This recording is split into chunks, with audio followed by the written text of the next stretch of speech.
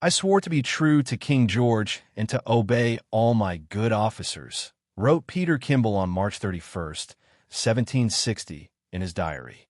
A provincial soldier for the British Empire, Peter gave his time and energy as a militiaman during the 18th century. He left behind his work, travels, and adventures in a diary I found through the New Hampshire Historical Society in 2024. Peter reveals that he undertook long marches with a British militia unit throughout the states of Massachusetts and New York, transporting supplies, working the night shift at a defensive post, and building walls for a fort and wooden floors for the house of a British officer. For most of 1760, he was stationed at Fort Crown Point, a strategic area on Lake Champlain, which acted as the first line of defense for the northern colonies at the end of the French and Indian War. At Fort Crown Point, Peter would witness the terrible treatment of British soldiers by their officers, as well as an unlivable environment sustained by the empire he swore to serve. The issues begin to appear in his journal entry for July 7th, when Peter recorded traveling north from Fort Ticonderoga to Fort Crown Point, sharing that he was struggling to find food and wood supplies to continue a carpentry project tasked by British Major Philip Skene. The area between the two forts was a densely kept forest occupied by friend and foe. Upon reaching Fort Crown Point, Peter hears from other provincial soldiers that a famous military unit in the area, Robert Rogers Rangers, had been ambushed by Native Americans while traveling between the forts. A skirmish had ensued, and the rest of the Rangers were reportedly hunting down the Native Americans nearby. After going out himself and collecting wood from the surrounding forest, Peter comes back to the fort, the only haven around against aggressive French and Native American forces, and witnesses a British soldier being whipped 100 times.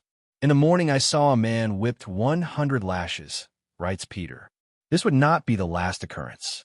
Peter is continually exposed to these violent acts, which he records, notably with the lashes going up each time. He writes the very next day, "I saw a man whipped 500 lashes." The public display of discipline appears not to have stalled rule-breaking in the fort. The following day, he writes, "At night one of the regulars was put under guard after raising a mob. The next morning, a similar scene ensued. Saw 3 men whipped in the morning for forging orders. Then only a few days later, at night, I saw a man of the regulars whipped 1,000 lashes." Peter learns in time that additional reasons for the whippings include 3 men who were being whipped for swearing and taking too long to eat breakfast.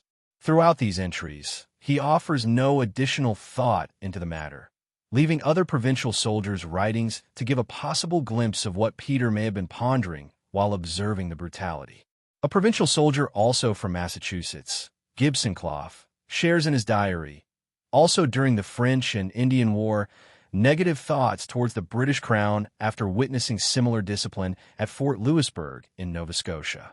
Comparing the relationship between British officers and their regulars that he has witnessed, he describes it as being little better than slaves. He adds that he is very aware of the diluted relationship between provincials like himself and the British Crown. "Although we be Englishmen born, we are debarred Englishmen's liberty. When I get out of their power, I shall take care of how I get in again." Perhaps Peter held similar opinions while watching British soldiers get whipped. One thing his diary does make clear is that he did not feel very safe from outside attacks, even though he worked closely among British soldiers.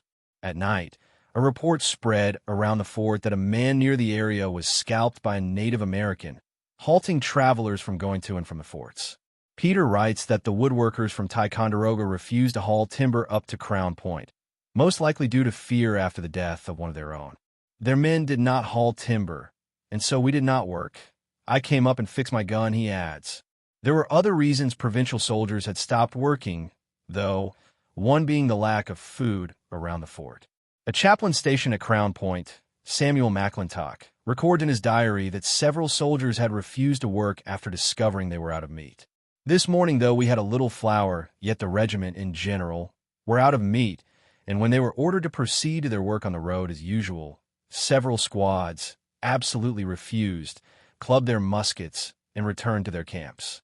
As I previously shared, Peter did move around the forts to find provisions for himself months before, It is not difficult to consider that he may have also wanted to put away his musket and go back to his tent. The rest of Peter Kimball's diary during the French and Indian War does not give any additional insight into British treatment of soldiers. Most of the additional entries are simply, "I worked in the fort." 17 years later, Peter Kimball would add entries in a diary about his march to Bennington, Vermont. He would command a section of rebels to fight against the British officials and their Hessian soldiers at the Battle of Bennington, 1777. This sharp contrast in the allegiance he swore to in 1760 is given some clarity after highlighting the brutal discipline of the British officers and the reckless skirmishes of Rogers' Rangers. Compared to the political and economic reasons that urban colonial cities rebelled for, frontiers such as Crown Point produced different arguments for colonial Americans to separate themselves from the British Crown.